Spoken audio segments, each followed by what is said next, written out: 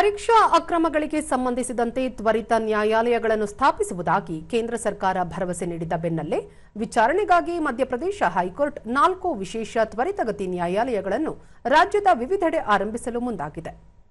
ಆರೋಪ ಪಟ್ಟಿ ಸಲ್ಲಿಕೆಯಾದ 3 ತಿಂಗಳೊಳಗೆ ವಿಚಾರಣೆ ಪೂರ್ಣಗೊಳಿಸುವಂತೆ ಈ ನ್ಯಾಯಾಲಯಗಳಿಗೆ ನಿರ್ದೇಶನ ನೀಡಲಾಗಿದೆ.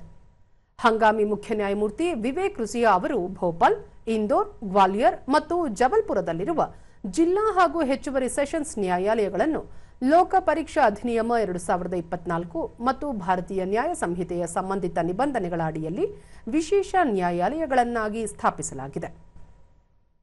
ರಾಜ್ಯ ಅಥವಾ ಕೇಂದ್ರ ತನಿಖಾ ಸಂಸ್ಥೆಗಳು ಶಿಫಾರಸು ಮಾಡುವ ಸಂಬಂಧಿತ ಪ್ರಕರಣಗಳನ್ನು ಈ ನ್ಯಾಯಾಲಯಗಳು ವಿಚಾರಣೆ ನಡೆಸಲಿವೆ ಹಾಗೂ ಇವುಗಳ ವ್ಯಾಪ್ತಿಯು ಪಕ್ಕದ ಜಿಲ್ಲೆಗಳಿಗೂ ವಿಸ್ತರಿಸಲಿದೆ. ಪರೀಕ್ಷಾ ವ್ಯವಸ್ಥೆಯಲ್ಲಿ ಪಾರದರ್ಶಕತೆ ಮತ್ತು ವಿಶ್ವಾಸಾರ್ಹತೆಯನ್ನು ಖಚಿತಪಡಿಸುವುದು ಹಾಗೂ ಇಂತಹ ಪ್ರಕರಣಗಳಲ್ಲಿ ತ್ವರಿತ ನ್ಯಾಯ ಒದಗಿಸುವುದು ಇದರ ಉದ್ದೇಶವಾಗಿದೆ ಎಂದು ಹೈಕೋರ್ಟ್ ತಿಳಿಸಿದೆ.